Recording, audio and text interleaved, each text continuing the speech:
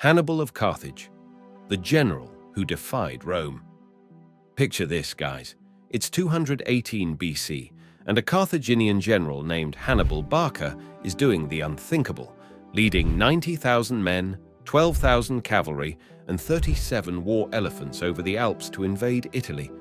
Rome, the heavyweight champ of the ancient world, thought they were untouchable. Then Hannibal rolled in like a freight train. This dude wasn't just a warrior, he was a legend in the making.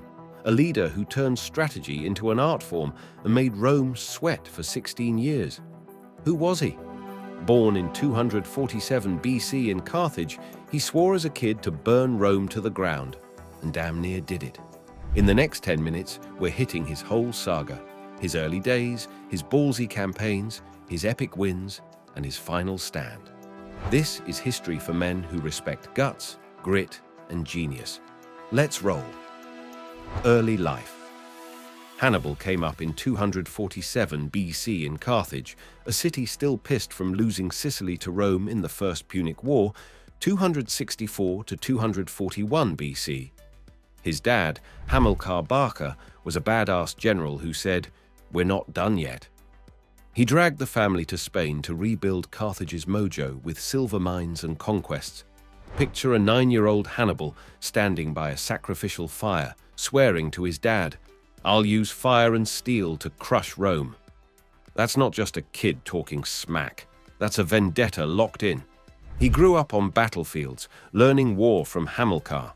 By 18, he's an officer under his brother-in-law, Hasdrubal the Fair.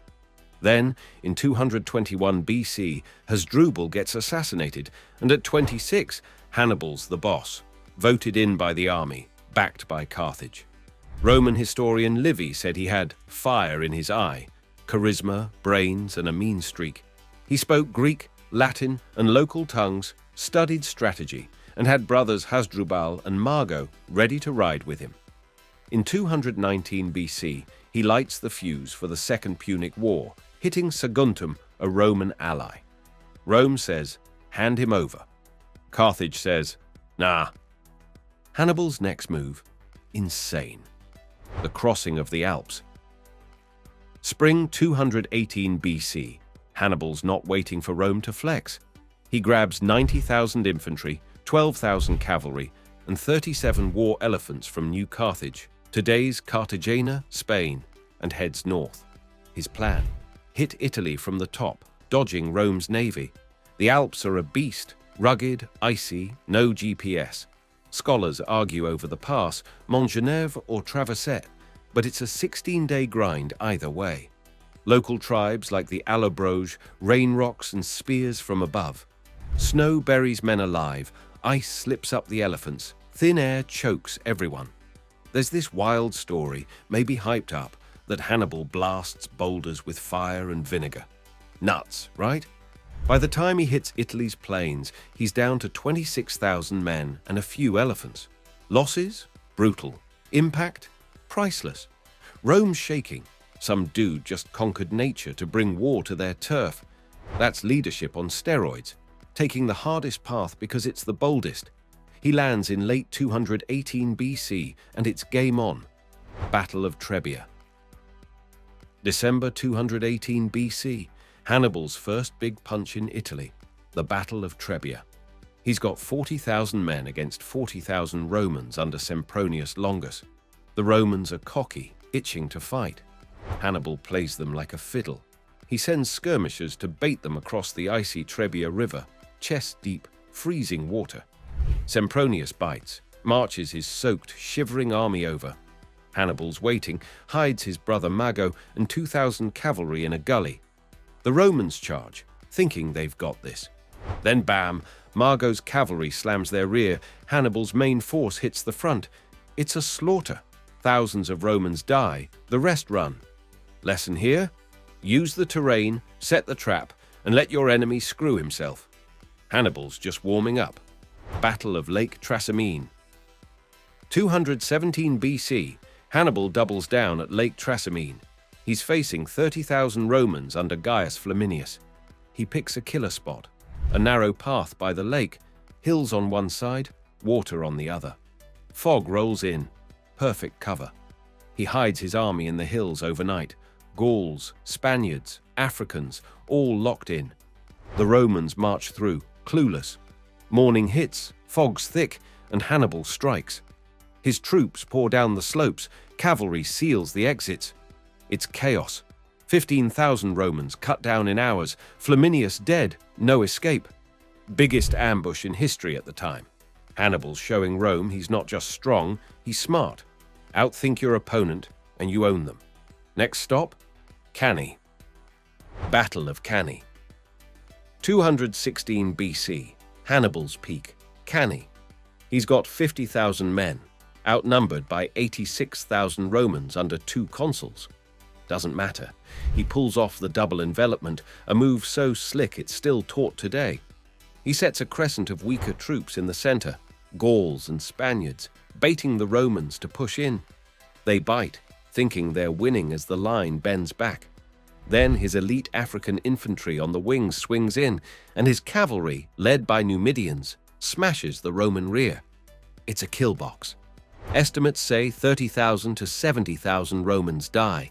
Livy claims 48,200, Polybius goes high. One consul's toast, Rome's in shock. Hannibal's a chess master, turning odds into dust. But here's the twist. He doesn't hit Rome itself. No siege gear, low supplies, and he bets on Italian cities defecting.